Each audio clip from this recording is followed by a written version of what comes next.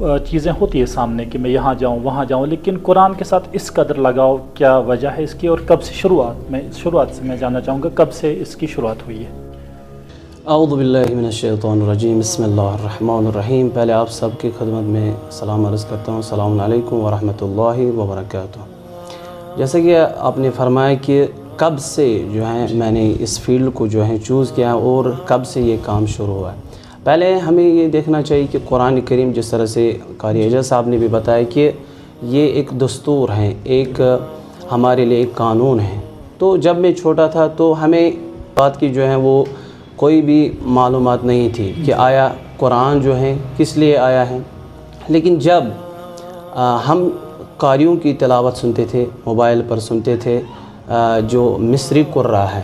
جب ان کی تلاوت سنتے تھے تو وہ بہت ہی خوبصورت آواز میں وہ تلاوت کرتے تھے۔ تو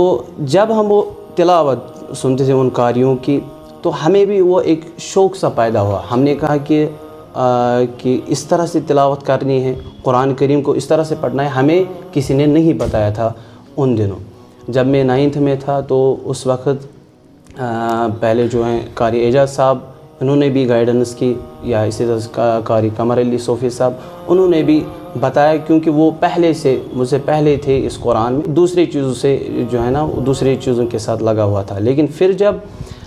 ان کو دیکھا میں نے یہ تلاوت کر رہے تھے اور پھر مجھے معلوم ہوا کہ یہ قرآن جو ہم پڑھ رہے تھے وہ ہم کشمیری میں پڑھ رہے تھے، یعنی اصلاً جو پڑھنے کا حق ہے وہ ہم ادا نہیں کر رہے تھے۔ پھر شوق بڑھتا گیا اور پھر رسول اللہ صلی اللہ علیہ وسلم کی کچھ احادیث ہم نے جو ہے پڑھی،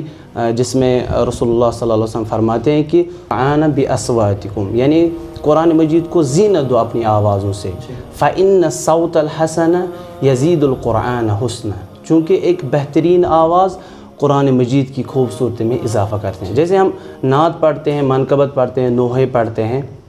تو اگر ہم ان میں جو ہے وہ آواز نہ دیں، وہ آواز میں نہ پڑھیں گے ہم، وہ نوح ہے یا نعت ہے یا منقبت ہے، تو وہ انسان کو وہ پسند نہیں آئے گا۔ جیسے ہم اگر باتوں میں وہ پڑھیں گے تو کوئی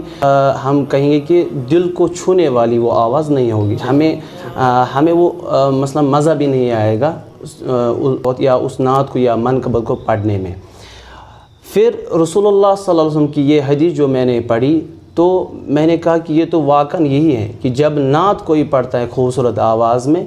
تو ہمیں بھی چاہیے کہ قرآن کو جو ہم پڑھتے ہیں جب ہم یہ پڑھیں گے اور اس طرح سے پڑھنا ہے کہ یہ لگے کہ